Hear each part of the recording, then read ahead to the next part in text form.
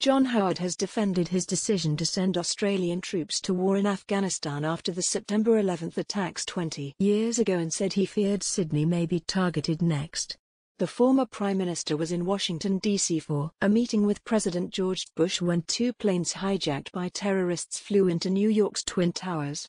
3 days later, Mr. Howard invoked the ANZUS Treaty, an alliance between the US, Australia and New Zealand signed in 1951, and committed to support America. Allied troops entered Afghanistan in October 2001 to make sure the country did not offer safe harbor to more terrorists. Over the next 2 decades, 41 Australians and 2,372 Americans lost their lives in the country, and now the Taliban, an Islamist militant group, has regained power, causing critics to question the decision to go to war in the first place. Mr. Howard said it would have been unthinkable not to join the US and revealed when the attack happened he feared Australia may be targeted next. A lot of thought that morning was, will the next attack be on London or Paris or Tokyo or even Sydney, he told ABC Radio on Monday. All sorts of thoughts go through your mind.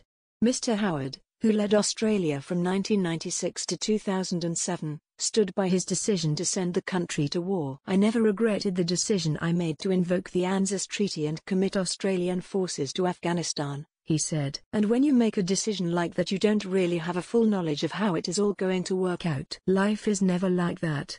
Asked if in hindsight he should not have sent Australian troops, Mr. Howard said it would have been unthinkable not to support the US. Given our relationship with the US and given our common commitment to a set of principles based on liberty and political freedom, it was absolutely the right thing to do. Based on the information I had, the decision I took at the time was the right one.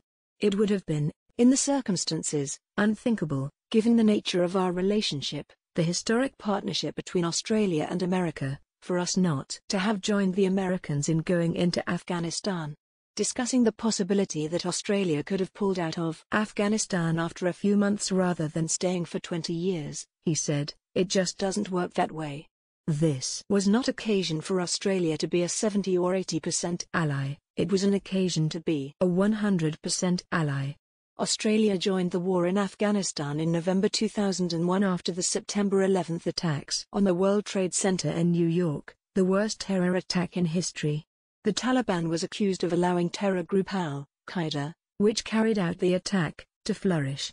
The US-led coalition swiftly deposed the Taliban government before year's end, but Western troops had stayed for 20 years since, dealing with lingering pockets of resistance and trying to train the local army. At the peak of the war, Australia had 1,500 troops in Afghanistan, and in total 39,000 Australian Defence Force personnel have been deployed on Operations Slipper and High Road. Since the end of 2013, Australia has only maintained a small training force in Afghanistan rather than active combat troops. In February, the US said it would withdraw by May. The Taliban regained power in August as Allied troops evacuated Kabul airport.